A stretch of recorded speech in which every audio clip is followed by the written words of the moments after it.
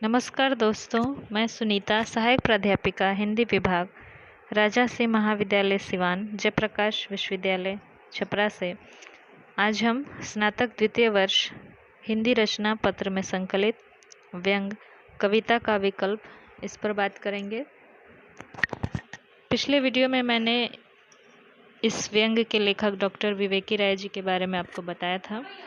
आज हम इस व्यंग की बात करेंगे।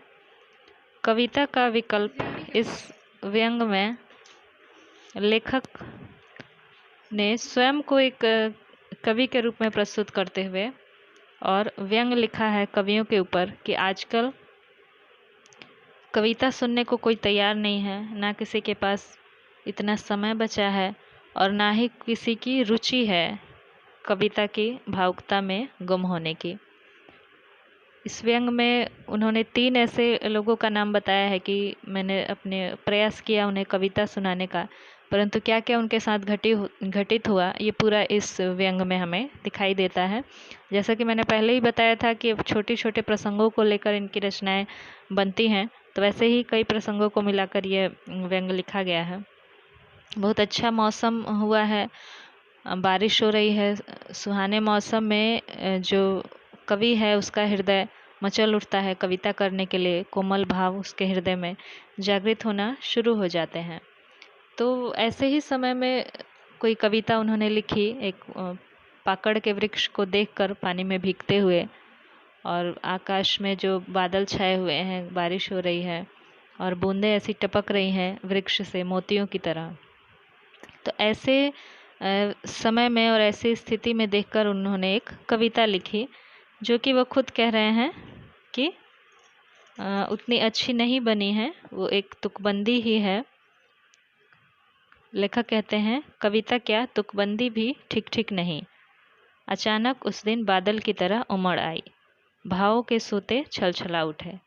इसका अर्थ यह है कि वैसी परिस्थिति को देखकर जैसे एकदम से अंदर से इनकी भावनाएं जागृत हुई और इन्होंने एक कविता लिखी। परंतु अब वो कविता लिखने के बाद कवि की इच्छा होती है कि कोई सुने, उसकी प्रशंसा करे या उसकी आलोचना करे या कुछ उसमें अच्छाई बुराई कुछ भी बताए या उसका आनंद ले, कम से कम उसमें जो रस है उसको अपने अंदर आत्मसात करे। परंतु यह इच्छा उनकी अधूरी ही रह जाती है, कोई कविता सुनने को राजी नहीं होता है। और इन्होंने 3 वाक्य ऐसे बताए हैं, 3 घटनाएं। सबसे पहले तो ये अपने एक मित्र जो कि प्राध्यापक हैं, कॉलेज में महाविद्यालय में वो प्राध्यापक हैं, उनके पास गए तो वहाँ उनको अपनी कविता सुनाने की बात करते हुए इन्होंने केवल पूछा कि आपके पास कुछ समय है। तो वो अपनी जो प्राध्यापक मित्र थे वो अपने पूरे दिन की व्यस्तता और दिनचर्या को बताने लगे। उनका एक एक समय, एक एक मिनट बटा हुआ है, किस समय क्या करना है। अभी वो उनका कहना है कि अभी लेक्चर्स नोट्स तैयार करने हैं, उसके पश्चात ट्यूशन 1 घंटा पढ़ाना है, उसके पश्चात आधा घंटा में तैयार होना, उसके बाद 5 मिनट आराम करेंगे, उसके बाद कॉलेज और 4 बजे तक व्यस्त रहेंगे कॉलेज में। आपको क्या कोई काम था? तो इतनी सारी व्यस्तताएं सुनकर कवि महोदय बोले कि मुझे कविता सुनानी थी। तो अगर कोई अन्य काम होता तो हो सकता था कि वो प्राध्यापक जो मित्र हैं वो थोड़ा समय निकाल भी लेते, परंतु कविता की बात सुनते ही उन्होंने कहा कि अरे तुम किसी छुट्टी के दिन आना। और छुट्टी में भी कहाँ खाली समय रहता है और व्यस्तताएं बढ़ जाती हैं, यानी छुट्टी के दिन उनके पास और अतिरिक्त कार्य आ जाते हैं जो कि कविता सुनने से अधिक आवश्यक हैं। तो ये उनके लिए अंतिम मतलब दोयम दर्जे की भी नहीं, अंतिम इसकी प्राथमिकता है कि कविता सुने। तो यहाँ से लेखक निराश हो गए, जो कवि हैं वो निराश हो गए। उसके बाद उनका मन नहीं हुआ कि किसी को हम आगे बढ़ कर के कहें कि मेरी कविता सुनो। परंतु उन्होंने देखा फिर एक शाम को इंद्रधनुष निकला हुआ है आकाश में, अच्छा मौसम है और हरी हरी घास पर एक उनके परिचित जो हैं वो बैठे हुए हैं। और ऐसा देखकर उन्हें लगा कि शायद ये जगदीश बाबू मेरी कविता सुने, क्योंकि ये प्रकृति का आनंद ले रहे हैं।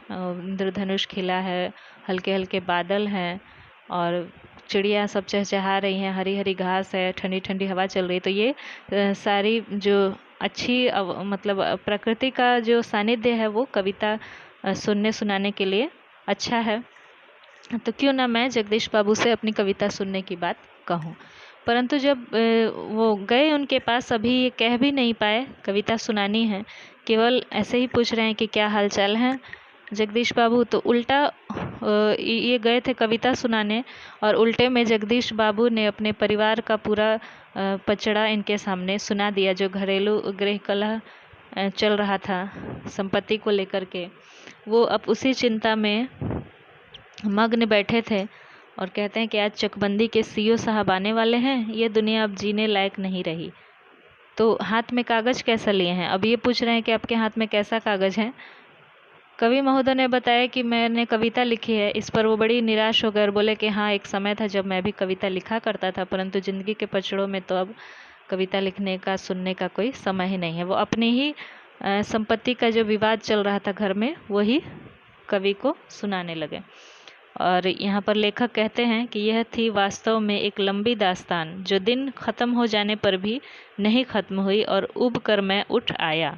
यानी वो आए थे सुनाने कविता और स्वयं ही उनकी दास्तान दुख भरी सुनने लगे और उब कर वहाँ से उठकर चले आए। तो दो लोगों के पास से निराश हो गए। उसके बाद इन्होंने सोचा कि अब कभी किसी से नहीं कहूँगा कि मेरी कविता सुनो। परंतु एक और इनके मित्र डॉक्टर प्रसन्न जो हैं वो आए और उन्होंने कहा कि हाँ, मैं आपकी कविता सुनूंगा, पहले काम की बात कर लीजिए, उसके बाद कविता होगी। तो इनकी जो काम की बात थी, यानी कहने का अर्थ ये है कि कविता सुनना, सुनाना, लिखना ये सब काम की बात नहीं, यानी आवश्यक बात नहीं है, ये सब फालतू है। पहले काम की बात हो जाए, उसके बाद ये सब अतिरिक्त है, ये सब करेंगे, ऐसा लेखक व्यंग करते हैं। तो डॉक्टर प्रसन्न राय ने जो अपनी योजना बताई, वो कुल मिला जुला कर ये थी कि किसी नेता की गाड़ी को रोककर, और जो कार्यकर्ता थे उनको किसान के रूप में आना था सामने, और एक व्यक्ति का नाम सुझाना था टिकट मिलने के लिए। वो भी बड़ी ही चालाकी से, कि सीधे से प्रस्ताव ना आए, बल्कि वो उनके विरोधी का प्रस्ताव करें और उसके बाद सारे लोग उनके जिनको वो चाहते हैं कि टिकट मिले, वो खुद ही धीरेन्द्र कुमार के गीत गाने लगेंगे। यानी कि सारे लोग उनके विरोधी की प्रशंसा सुनकर धीरेन्द्र कुमार के तारीफ करेंगे और उनको टिकट मिल जाएगा। वास्तव में चाहते हैं कि धीरेन्द्र कुमार को ही टिकट मिले, परंतु ये सीधे से प्रस्ताव नहीं कर रहे हैं, घुमा करके। तो ये सारी चालाकियाँ जो हैं, ये सब आज के समय में ज़्यादा बढ़ गई हैं, जबकि कविता, भावना वाली बात ये सब पीछे हो गई है।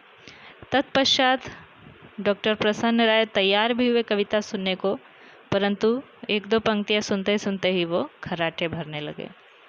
तो ये पूरी दास्तान है कवि महोदय की कविता सुनाने को लेकर।